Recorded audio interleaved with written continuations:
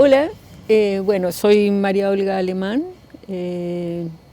soy, vivo aquí en Laguna Verde, hace muchos años que estoy acá en este lugar.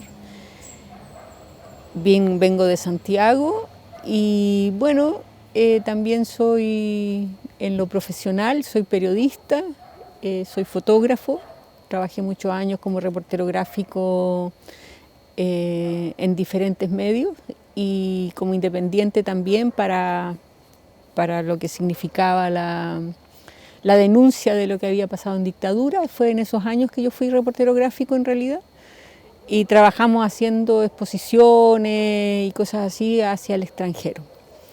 Además, soy madre, tengo 2 hijos que nacieron no, nacieron en dictadura y soy abuela. Eso como más o menos son en lo general. Me gustan las plantas, me gusta hacer pintura, me gusta leer, soy divertida, me gusta reírme bastante y soy muy trabajadora. Hago de todo lo que tenga que hacer en la vida. No tengo ningún problema en ninguna de ese tipo de cosas. Y bueno, esta entrevista tiene que ver con lo que se vivió en dictadura, como persona, como mujer, como chica, porque cuando fue la dictadura yo tenía 15 años cuando fue el golpe. Me llamó mucho la atención eso, yo era media hippie en esos años, pura paz y amor, no a la guerra de Vietnam, ya estaba un poco politizada en ese plano, pero no pertenecía a ningún movimiento político. Más bien era una joven pequeña, pero que en realidad le gustaba mucho fumar marihuana. Ese fue como el movimiento hippie, para mí fue como eso. Y la cosa de la paz y amor y qué sé yo.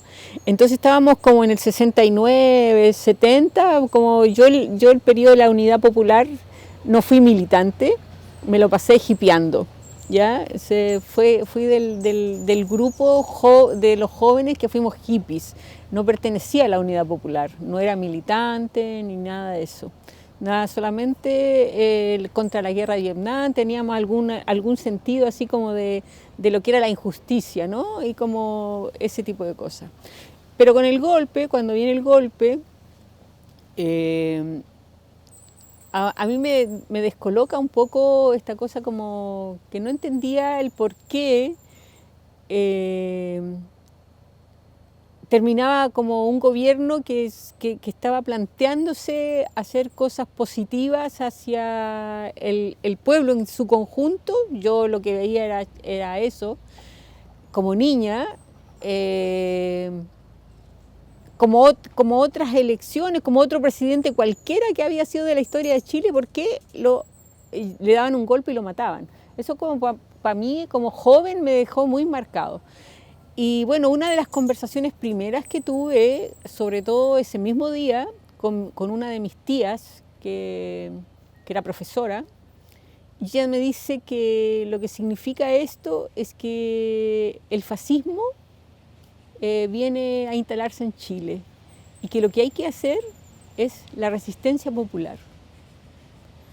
Yo me quedé así como plop, nunca había escuchado eso, o sea, además de la Segunda Guerra Mundial, de lo que era el nazismo, no había sabido, nosotros como familia teníamos nociones de la Segunda Guerra Mundial porque las hermanas de mi abuelo, ellas murieron en Francia. Por la Segunda Guerra Mundial. Quedaron bloqueadas allá y mi abuelo no las pudo sacar de Francia. Entonces nosotros teníamos un nexo con lo que sí significaba el fascismo y la muerte, ¿ya? Y las torturas, los campos de concentración. Pero cuando ella me dice a mí que el fascismo se va a instalar en Chile y que hay que formar la resistencia como la resistencia francesa, yo me quedé absolutamente descolocada, porque para mí eso era algo que no podía estar sucediendo en el entorno mío, ¿ya? Entonces, ¿qué pasó? Claro, yo tenía 15, 16, 16, empezaron a pasar, a los 17 años yo ya me integro a la resistencia popular. No había ninguna otra posibilidad.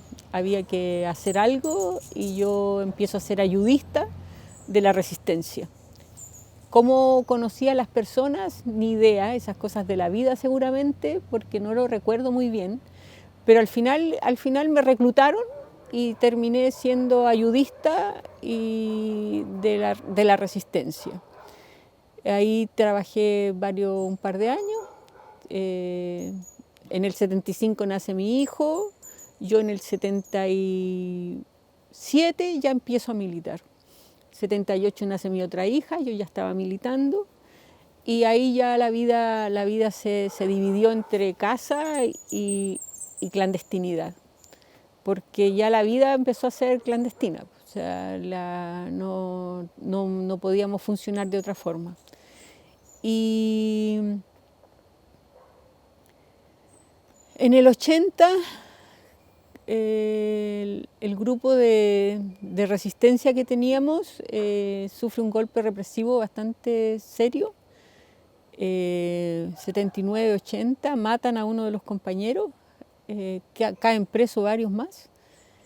Y yo logro salvarme y decido que en vez de salir fuera del país, que era una alternativa, me voy a quedar en Chile haciendo como que aquí no ha pasado nada, yo no sabía nada, las personas que cayeron, que sí las conocí alguna vez, pero que no tenían mucha relación conmigo.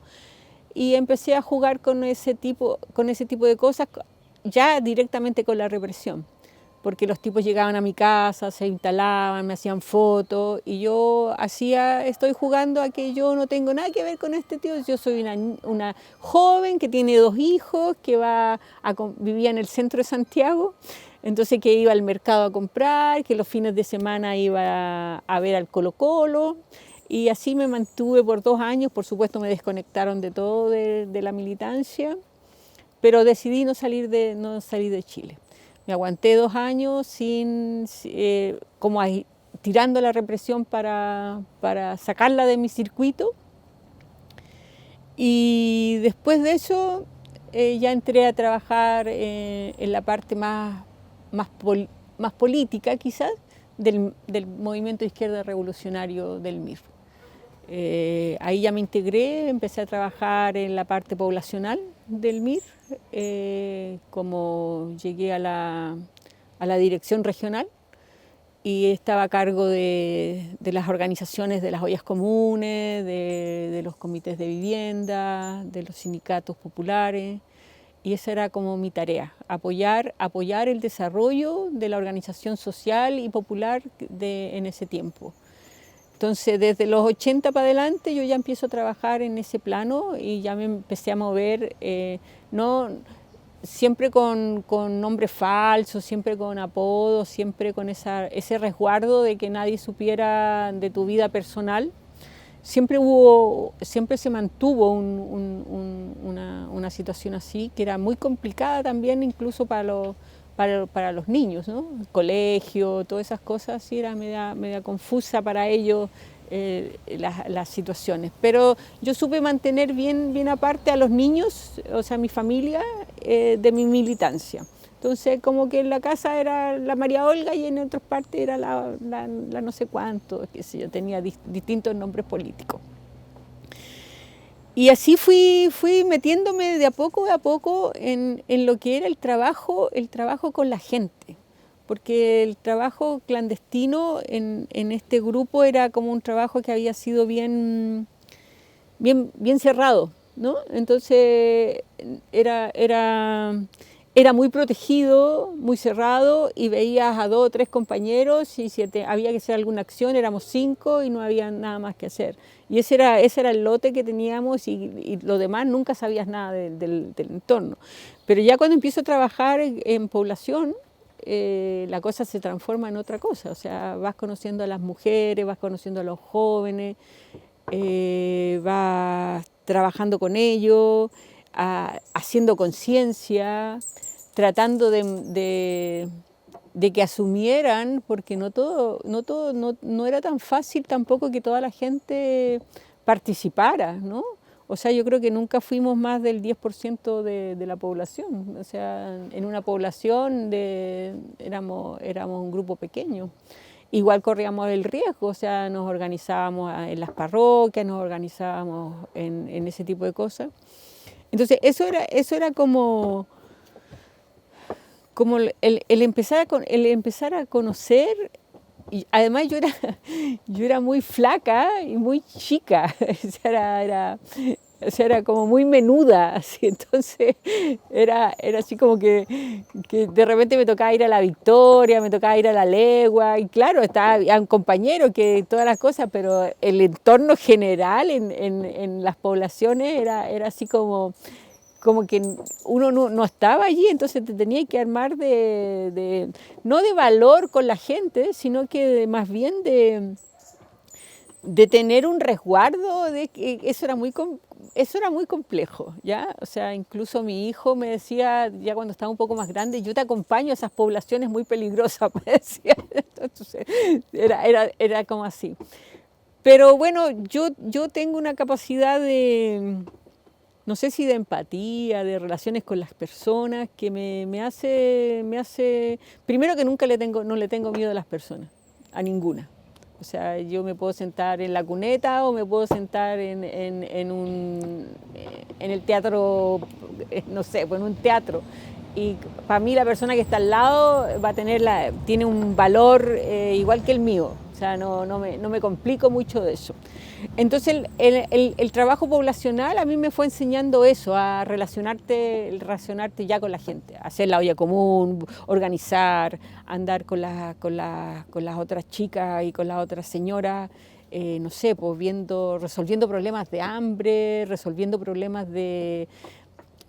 Mira, la olla común era el resolver el problema del hambre, pero al mismo tiempo era la autonomía de las compañeras. En las ollas comunes generalmente yo creo que ahí se puede dar una situación de que era principalmente la mujer la que trabajaba en ello. Y la mujer resolvía el problema del hambre. Porque en esos tiempos de dictadura, sobre todo en los 80, había mucha cesantía. Se hizo el pen y el poj y muchos compañeros, ellos quedaron sin trabajo. Y lo que sucedió, que eso es muy interesante quizá, es que los compañeros entraron más en depresión que las mujeres. Las mujeres como que asumieron que tenían que ellas salir, mujeres que a veces no habían nunca trabajado. Y que a mí me tocaba conversar con ellas y que su experiencia de vida era eso, de que ellas eran dueñas de casa. Y que esta situación de su pareja, de su hombre, de su marido, no sé cómo lo podrían llamar ellas, compañeros le decíamos nosotros, pero era una cosa militante, se había entrado en una depresión tremenda porque había quedado sin trabajo. Y te puedo decir que la cantidad de gente sin trabajo en esos años era impresionante. Entonces, las mujeres ahí sí entraron a meterse en ellas, parar la olla. Pero al mismo tiempo de parar la olla, significaba juntarse con todas las vecinas. Y por lo tanto se empezó a hacer una red, una trama, un tejido social que ya no solo resolvían el problema del hambre, sino que resolvíamos problemas de convivencia interna, problemas de empezar a que ellas se interiorizaran en lo que habían sido los procesos sociales anteriores.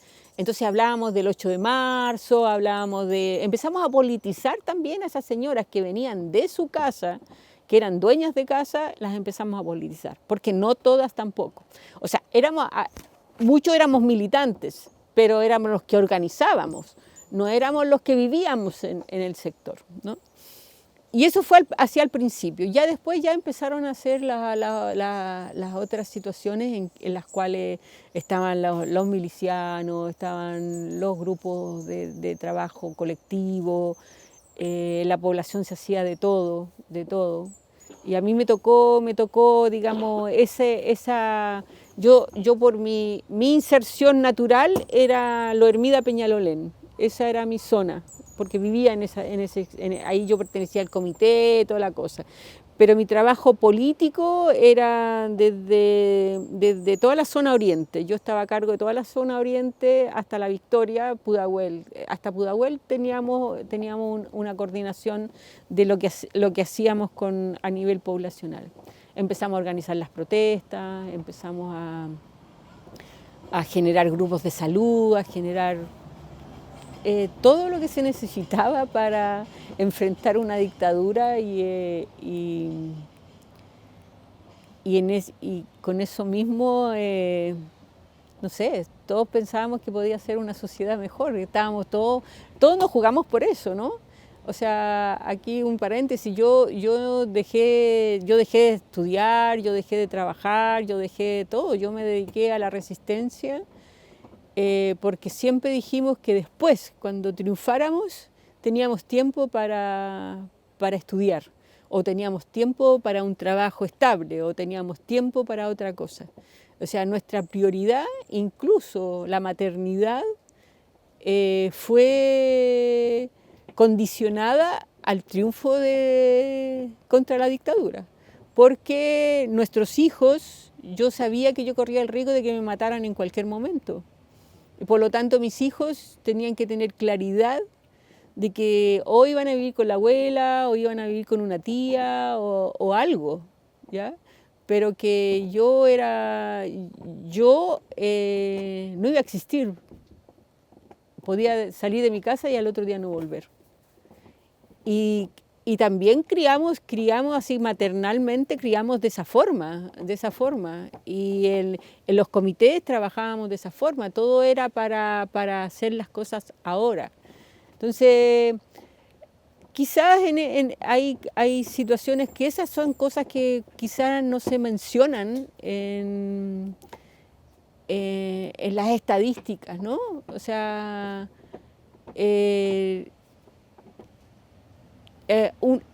tomaste una decisión de vida y esa decisión de vida implicaba también la vida de los que estaban a tu alrededor. Y así fue. Esa fue toda la dictadura.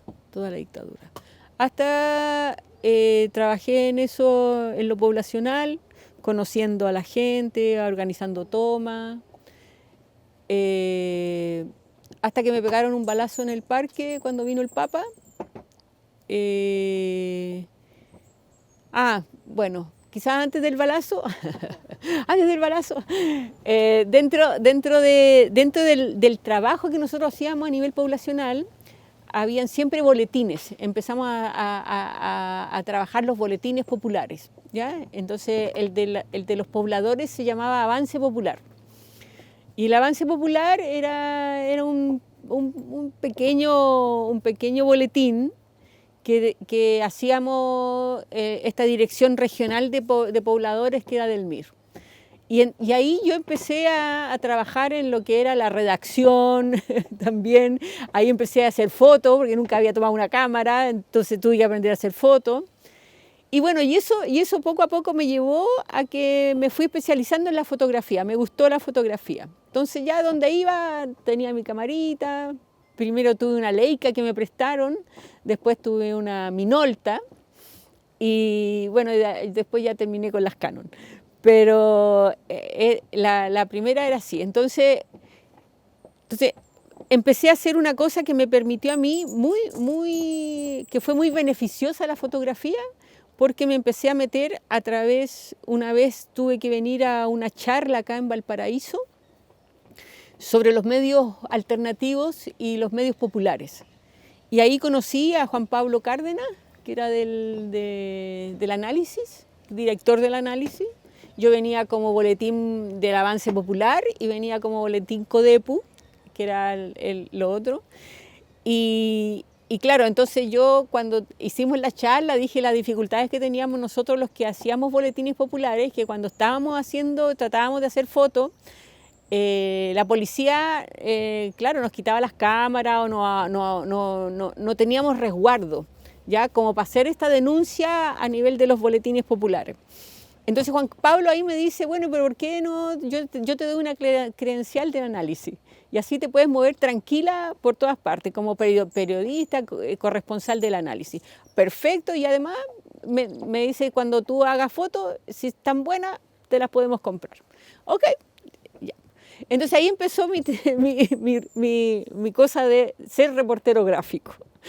Y eso me sirvió mucho, mucho, mucho, mucho, porque fue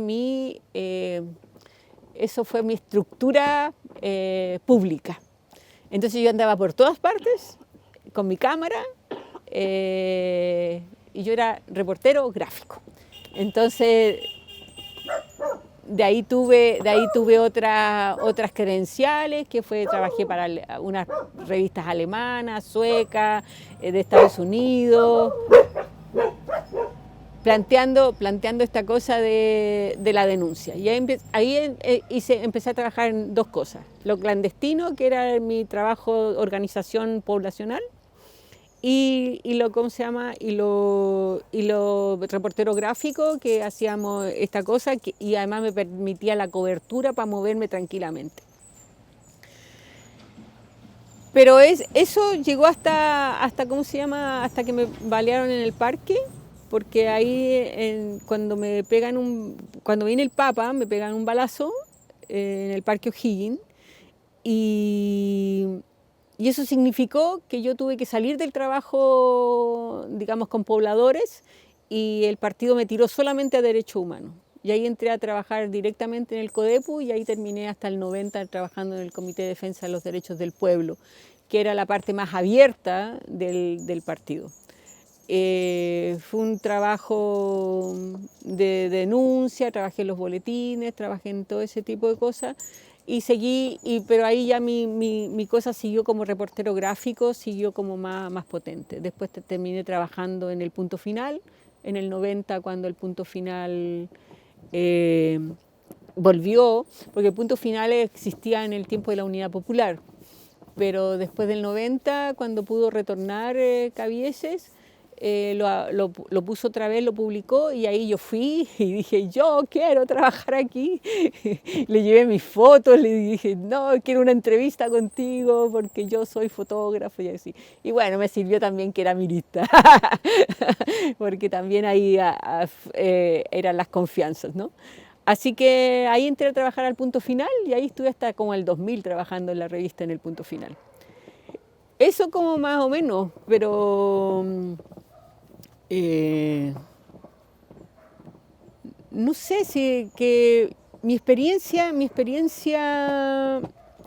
a ver, como mujer, en lo que yo hice, creo que yo nunca me sentí, yo siempre he pensado que las mujeres hacemos todo lo que podemos hacer. Que hay limitancias, por supuesto, que la sociedad, que el entorno, pero yo creo que para mí, tengo como eso de que cuando tú te propones algo, tienes que ir en contra de todas esas dificultades. O sea, hay dificultades, claro, porque, o sea, yo no la viví en el plano ni político ni profesional. No lo viví en eso, quizás lo viví en el aspecto a ver, deja tratar de ordenarme, porque ahí me confundo yo, porque he tenido siempre una doble mirada. Yo creo que eso, porque ponte tú, incluso en el partido, cuando cae mi estructura clandestina y me dicen que ya después de 2 años me van a volver a contactar, pero que como el primer ofrecimiento fue que yo me fuera a trabajar con las mujeres, a la estructura de mujeres. Y yo dije que no, porque para mí la lucha no era de género, sino que era de clase. Y que yo nunca iba a trabajar solo con mujeres, sino que iba a trabajar con hombres y mujeres. Entonces, esa ha sido como mi postura de siempre, ¿no? Entonces, lo fui haciendo en lo poblacional, cuando teníamos reuniones de los comités, cuando teníamos todo. Claro, tú ves que de repente hay hombres que hablan, son más habladores, sí. Pero también hay mujeres que hacen lo que tienen que hacer sin hablar tanto. Entonces como que se equilibra la cosa, ¿no? Entonces yo pude vivir ese tipo de decisiones en las mujeres. O sea, yo vi mujeres que se la jugaron con todo, o sea, desde el botiquín, desde la olla común, desde la miliciana, desde la vieja que juntaba las piedras. Entonces, no, en mi visión de decir en qué pudimos haber estado limitadas, yo creo que a veces pueden ser hasta lo que es la cultura. Es un poco lo que yo decía. Yo asumí que me podían matar y si era madre tenía que resolver con mis hijos. Pero muchas personas decían, es que si soy madre no puedo estar jugándome en la primera línea porque me van a matar, ¿no? ¿Y qué va a pasar con mis hijos? Y eso te lo pone la cultura. Ese tipo de cosas sí, yo creo que se veían principalmente.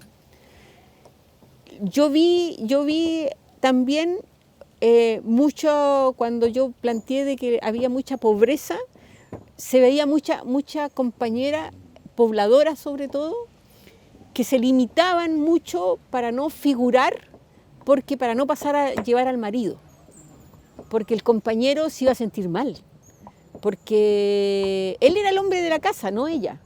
Y eso generó muchas situaciones así que uno la tenía que ver y enfrentar. Entonces, en ese plano creo que para mí por eso mi trabajo orientaba siempre a trabajar con el compañero y la compañera, ¿ya? Eso era mi trabajo, esa era mi función. Entonces, se dan cuenta que yo tengo funciones. Me acabo de dar cuenta.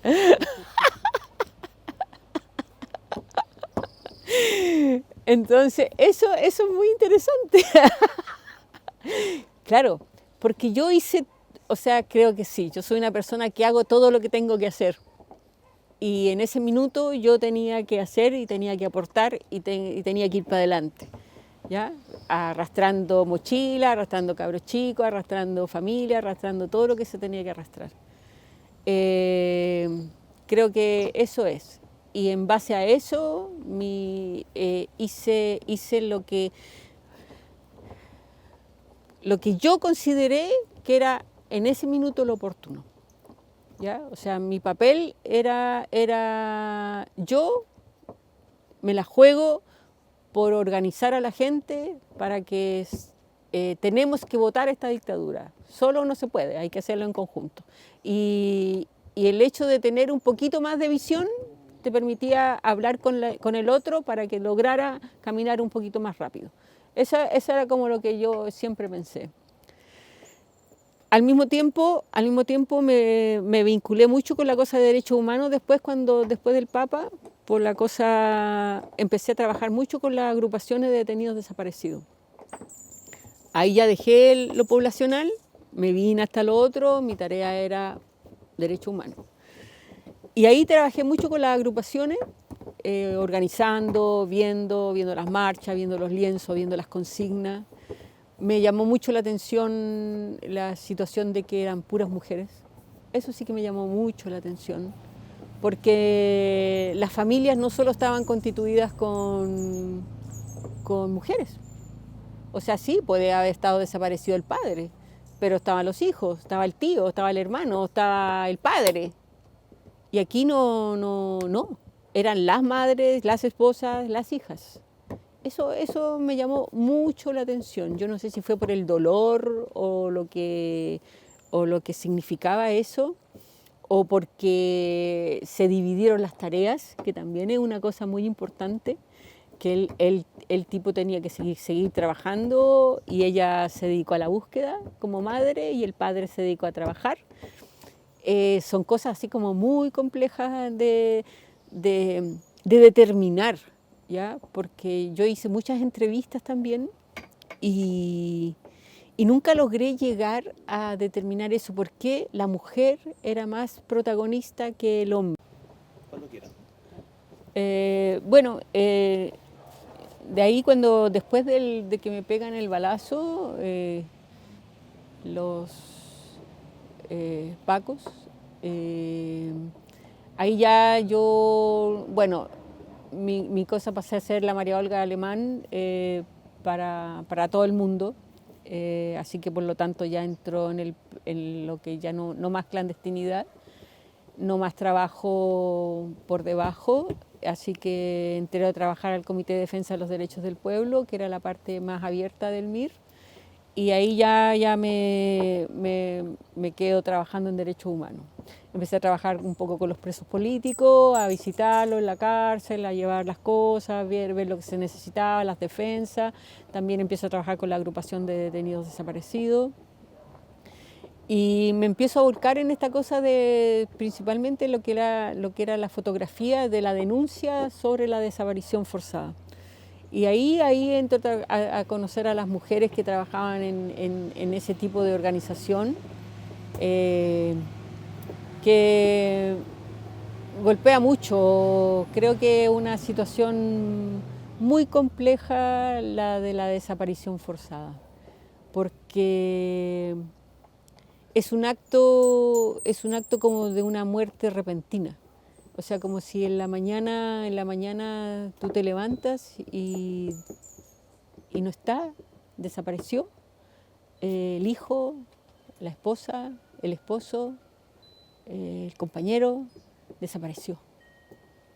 Y no hay, y para muchos que no eran militantes, sobre todo las personas del 73 al 76 por ahí, eran personas que eran campesinas. A mí me tocó mucho trabajar con la gente de Paine. Hay un lugar que se llama en Paine que se llama el Callejón de las Viudas. Se los llevaron a todos los hombres jóvenes mayores de 15 años y dejaron solo a las mujeres.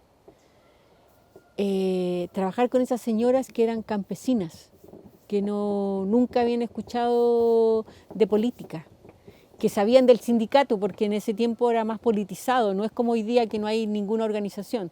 En ese tiempo había más politización, sabían del sindicato, pero ellas eran las que hacían la casa. Entonces, empezar a trabajar en estas organizaciones, empezar a tener que enfrentarse con la represión, enfrentarse con los políticos, enfrentarse con la prensa, para ella fue un cambio de vida, pero total y realmente muy complicado, muy complicado. Yo creo que dentro de las cosas que yo más me ha conmovido ha sido la de el impacto que tuvo la desaparición forzada en las familias y en las mujeres que estaban haciendo esta búsqueda. Muchas de ellas incluso además de la búsqueda, tuvieron que ponerse a trabajar para alimentar a sus hijos. Tenían que salir a las marchas, o sea, es algo que no sé, eso porque ven a las personas con un cartel de dónde están. No, pero esa mujer tenía su casa, tenía su proyecto de vida, tenía su historia y que fue destruida en un segundo. Pero al mismo tiempo, el hecho de que ella se sumara a la búsqueda significó que si era madre de 4 o 3 niños, lo mínimo que había en ese tiempo, sobre todo en el campo, tenía que dejarlos y salir a buscar. Y tenía que empezar a trabajar porque había que alimentarlo, porque ya no estaba el marido que alimentaba. Entonces fue una desestructuración increíblemente brutal. A mí eso es lo que más me conmovió. Entonces empecé a trabajar harto en lo que era la búsqueda, la denuncia de la desaparición forzada. Y en un momento después, cuando viene Pisagua, y encuentra la primera fosa. Lonquén quizás no me impactó tanto, pero la primera fosa, Pisagua, a mí me impactó mucho y me fui para Iquique. Me la financié yo y me fui para Iquique. No alcancé a llegar a la fosa, pero sí conocí a las personas que estaban haciendo la búsqueda. Me metí al equipo del arqueólogo Olaf Olmos, que murió de cáncer después, y me metí en el equipo. Y dije, hice la denuncia de la búsqueda, ahora quiero hacer la denuncia del encuentro. Y me metí a trabajar en el grupo de antropología forense que hizo la búsqueda en Pisagua, en Tocopilla, en el Patio 29, en Paine, aquí cerca, en Chincolco, de la quinta región, y estuve desenterrando cuerpos. Ese fue mi último trabajo, grande, tremendo. Ahí estuve desenterrando cuerpos. Lo más grande fue el Patio 29, 138 compañeros sacamos de ahí. Y fue así, pues, lo que se tenía que hacer se hizo y después venían los llantos. Porque mientras trabajamos en el patio, sacando a esos compañeros, no había que errar ninguna foto, no había que errar ningún hueso, no había que equivocarse en nada. Era la oportunidad de demostrar qué le habían hecho. Y lo hicimos. Ahí estuvimos. Y ahí estuvimos con los compañeros, con las compañeras que trabajaron en eso. Y claro, después viene la cosa, pues después los funerales, yo no podía asistir a los funerales porque me daban ataques de llanto. Lloraba como Magdalena, peor que Magdalena. Me tenía que ir del cementerio. Fui a varias ceremonias, hacía un par de fotos y me tenía que ir porque no podía. Era muy fuerte para mí. Fuerte fue todo. Fuerte fue encontrarlos, fuerte fue verlos, fuerte fue ver cómo ellos, a pesar de que eran unos esqueletos, podían denunciar lo que les habían hecho. Pude ver cómo la gente que trabajó con nosotros, que eran los paleros del cementerio, empezaban a sentir el amor por estos cuerpos y no entendían por qué les había pasado eso. Pero al mismo tiempo, aquí voy a decir algo que no sé si vale o no vale, pero también hubieron situaciones en que a esos cuerpos se les usó como moneda de canje. Y encontramos unos cuerpos, los entregamos y se acaba el tema de los detenidos desaparecidos. Esa fue en el 90, el Patio 29 fue en el 90 y fue la demostración de que los que se jugaron la vida por un proyecto ya no estaban y ya no ejercieron ninguna presión para que la cosa fuera diferente. Aquí los muertos fueron moneda de canje y eso fue lo más terrible que creo que me ha pasado en la vida, de todo lo que fue la dictadura. Porque el jugarte por un proyecto, el jugarte por el hombre nuevo, el haber puesto la vida en manos de otros y que esos otros pusieran la vida en manos tuyas y que vinieran hoy día a decir entregamos unos huesos y se acabó el tema. Eso fue lo sentir de que no habíamos ganado nada, que lo que hicimos en dictadura no sirvió para nada y Creo que fue más o menos el mismo dolor que se sintió con el estallido social. El mismo dolor. Te levantas, crees, te la juegas, mueres, te hieren, te balean, te golpean, te violan, te torturan. Pero tú estás dispuesto a asumir eso, porque va a ser un cambio, porque se va a destruir esta maldad. Y vienen y hacen una negociación y no importan los ojos que volaron, no importan los muertos, no importa nada. Es el mismo dolor que hemos tenido en el 70 en el 90, en el 73, en el 90 y hoy día en el estallido social.